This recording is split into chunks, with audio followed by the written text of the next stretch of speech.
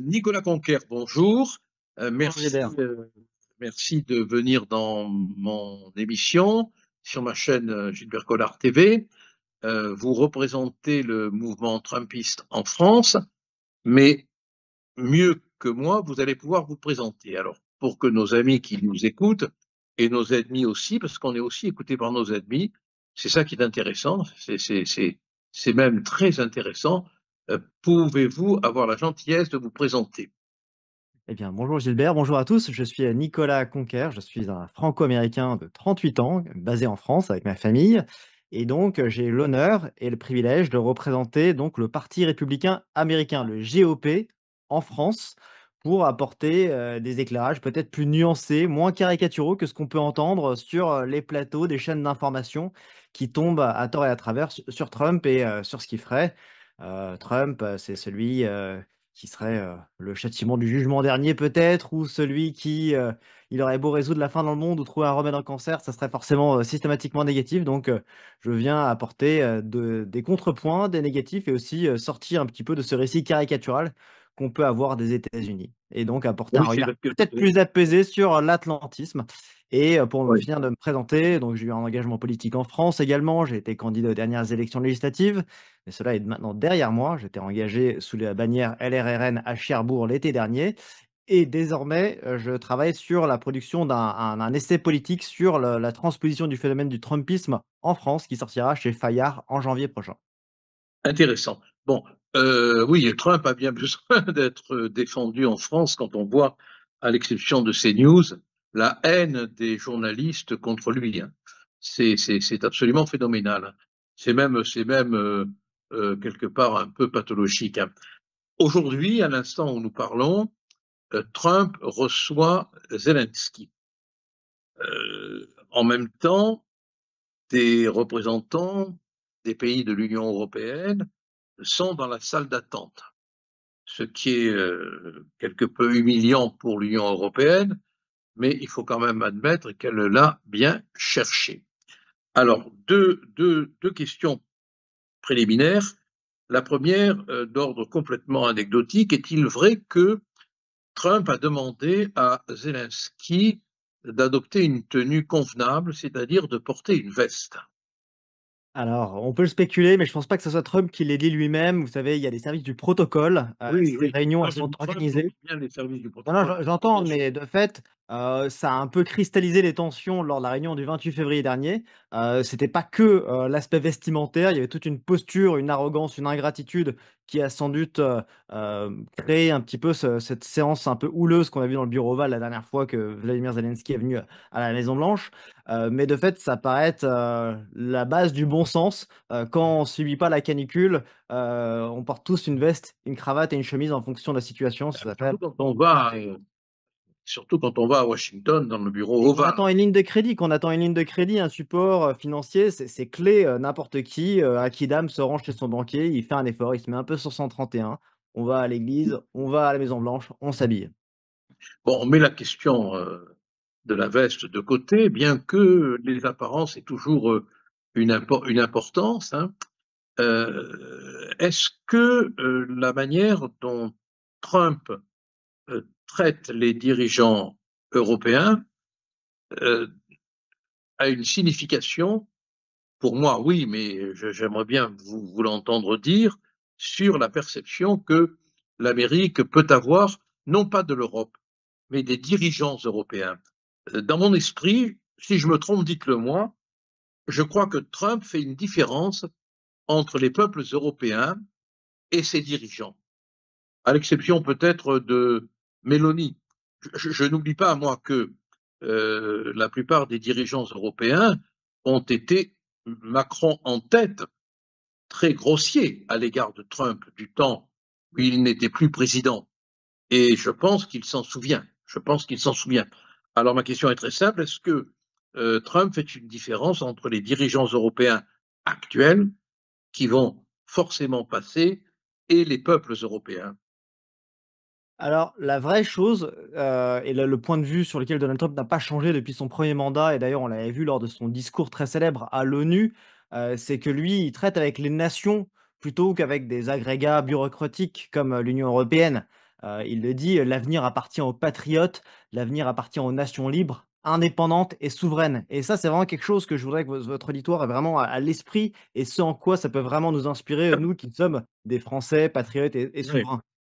Et donc, Donald Trump, il a des liens avec les chefs d'État et d'une certaine manière, je pense pas qu'on puisse dire qu'il se soit coupé, de l'Union européenne, loin s'en faut. On l'a vu à travers de l'OTAN, c'est lui-même qui a servi d'électrochoc pour raviver, l'Union européenne et d'ailleurs ça lui bénéficie parce qu'il leur vend de l'armement, mais il nous fait prendre conscience qu'il faut qu'on soit autonome, responsable et capable d'assurer notre propre défense plutôt que de toujours s'appuyer sur l'ami américain. On a un conflit qui est à nos portes, il faut, pouvoir avoir la mesure de dissuader, les attaques qui viendraient de la Russie ou d'ailleurs et donc effectivement, je pense qu'il a davantage de considération vers, des chefs d'État élus, pris individuellement, plutôt que, pour ne pas le citer, Ursula von der Leyen qui n'a pas de mandat et qui ne représente personne et d'ailleurs on se demande ce qu'elle fait dans cette délégation qui sera à Washington. oui. Alors, délégation qui ne sera pas reçue en même temps que Zelensky, on est bien d'accord? Vous avez tout à fait raison. Il faut quand même, rappeler que c'est quand même à la demande de Donald Trump que, des accompagnateurs, tuteurs accompagnent Volodymyr Zelensky lors de cette rencontre qui suit ce congrès, qui avait en ce sommet qui avait lieu en Alaska il y a 3 jours et donc il va y avoir une première rencontre en face à face entre Vladimir Zelensky d'un côté et Donald Trump et JD Vance, donc le vice-président qui seront dans le bureau ovale. Cette, séquence-là sera sans doute pas filmée, mais donc c'est un échange en tête-à-tête sur lequel ils vont revenir sur, ce qui s'est dit avec Vladimir Poutine vendredi en Alaska et par la suite, on change de décor, on va dans une autre pièce pour une scène plus élargie avec l'ensemble, des chefs d'État européens qui seront présents, et de l'OTAN qui seront également là et donc ça fait une photo assez large. On l'a vu, ils sont venus à 7, sur laquelle Donald Trump écoutera sûrement, même si je pense que l'ensemble des décisions auront déjà été prises sous seing privé Bien, avec, bien, bien, avec Vladimir Zelensky au bien préalable. évidemment. Est-ce que Giorgia Meloni fait partie des dirigeants européens qui sont Oui. à Washington? Elle fait également partie, il y a le Finlandais aussi, qui est assez proche de Stubb, qui est assez proche de Trump, notamment par leur passion commune pour le golf. Ce Pour le qui peut Golfe? interroger davantage, et vous les connaissez sans doute, c'est les Polonais qui ne sont pas là, parce qu'ils ont un rôle très important de par, la proximité et le fait qu'ils aient pris, je crois pas loin d'1 million d'Ukrainiens sur leur territoire, au cours de ce conflit. Ils ne sont pas présents, on dit que c'est parce qu'il y a un peu de tension entre, le président et leur 1er ministre. Donc effectivement, la question était de savoir il y a déjà pas mal de présents, mais on peut aussi constater qu'il y ait quelques absents. Et est-ce que vous pensez que Trump a les moyens psychologiques et matériels et politiques et diplomatiques de faire pression sur Zelensky, qui semble quand même au au mépris de son peuple, vouloir continuer, cette guerre? Zelensky, si la guerre s'arrête, il s'arrête, lui aussi. Est-ce que, Peut-être pour nuancer, alors moi je ne suis pas, je vais pas accabler ou défendre qui que ce soit, mais j'ai quand même le sentiment que sa position évolue quand même. Il rappelle quand oui, même qu'il n'a pas autorité sur, certaines concessions qu'on lui demanderait et dans ça, peut-être en les rappelant trop, il va peut-être, nuire à ce que les discussions prennent place, mais quand il dit, «La constitution, ukrainienne», en ce sens et la loi oui, martiale m'empêche, d'avoir des élections, de tenir des référendums, de faire des concessions territoriales. J'ai envie de dire que c'est presque un non-sujet, mais de fait, il est dans son rôle de le dire parce qu'il n'a pas autorité de lui-même de dire: «On va faire des cessions» et d'ailleurs, ça serait absolument terrible. Imaginons à un moment qu'on a peut-être des souvenirs, dans la Seconde Guerre mondiale, au moment de la débâcle et de l'armistice peut-être, qu'il y a, ce sentiment de dire, «Ces cessions territoriales, comment est-ce qu'elles vont être acceptées par tant les troupes ukrainiennes que par les citoyens ukrainiens?» qui certes en ont assez, de ce conflit. Il y a un sondage très important de chez Gallup. Gallup, c'est un institut de sondage, oui, je qui connais, disait oui. que, en 2022, vous aviez à peu près 3 Ukrainiens sur 4 qui voulaient continuer, de le combat sans jamais négocier et ça a évolué Ouais, progressivement. En 2024, on n'était plus qu'à, 1 enfin 2 sur 4, donc un Ukrainien sur 2 qui était prêt à combattre et désormais c'est 1 sur 4 et oui, oui, oui. 3 sur 4 qui est désormais prêt à négocier Ah pour oui. obtenir une fin des combats. C'est-à-dire qu'il y a une Et usure, il y a une attrition qui montre que, effectivement, peut-être que ce conflit oui, dans la durée, le rapport de force, n'est pas favorable et que c'est un enfin, ça a un coût en vie humaine. Donc, moi, ça me fait gentiment pas sourire, au contraire, si c'était pas aussi grave, mais il y a beaucoup de gens qui glosent, qui commentent sur les plateaux, des gens sur Twitter qui disent qu'ils vont aller combattre jusqu'au dernier Ukrainien, mais ils se rendent pas compte que pendant qu'eux, font des petits tweets et mangent leur Uber Eats, il y en a qui meurent sous les bombes systématiquement. Donc, nous et notamment Donald Trump, lui, sa seule ligne de conduite, c'est de mettre fin à ce conflit qui a trop duré et qui continue de coûter la vie à 5 000 Ukrainiens par semaine et donc, avec toutes les contreparties qu'il est en mesure d'apporter et on le rappelle, s'il y a une seule personne aujourd'hui au monde qui est en mesure de ramener les belligérants autour de la table, comme on a pu le voir donc vendredi avec ce sommet historique avec Vladimir Poutine et d'ensuite ramener, dans le cadre d'une réunion, trilatérale, tripartite, Zelensky, Poutine, Trump et éventuellement l'Europe, c'est bien Donald Trump. Donc il joue vraiment son rôle de faiseur de paix et il mérite quand même du crédit. Évidemment, ça va nécessiter des concessions, mais il faut vraiment être dans le monde du réel et pas juste dans l'idéologie. La guerre, c'est dur, la guerre, c'est enfin, c'est une situation qui est tout le monde sort éprouvé. On aimerait qu'évidemment, tous les Russes, quittent la Russie, restituent l'ensemble des territoires occupés, mais c'est hélas, pas une situation qui Et est quelle est la position des démocrates vis-à-vis de l'attitude de Trump, vis-à-vis de sa démarche alors, diplomatique? figurez-vous que celle qui nous a le plus surpris et qui d'ailleurs l'a même nominé comme étant un Oui, j'ai potentiel vu, c'est nobelisable pour le prix Nobel de la Hillary paix, c'est Clinton. Hillary Clinton, son ancienne adversaire et une farouche opposante, qui d'ailleurs il y a des affaires la concernant le fameux Russiagate, c'est-à-dire, c'est des fausses rumeurs, des complots qu'elle a initiés et sur lesquels elle va sans doute avoir à répondre devant la justice. Mais cela dit, elle reconnaît que ses efforts, s'ils conduisent à une forme de paix et qu'évidemment qu'elle ne se fait pas entièrement sur le dos de l'Ukraine, lui vaudrait le Nobel de la paix.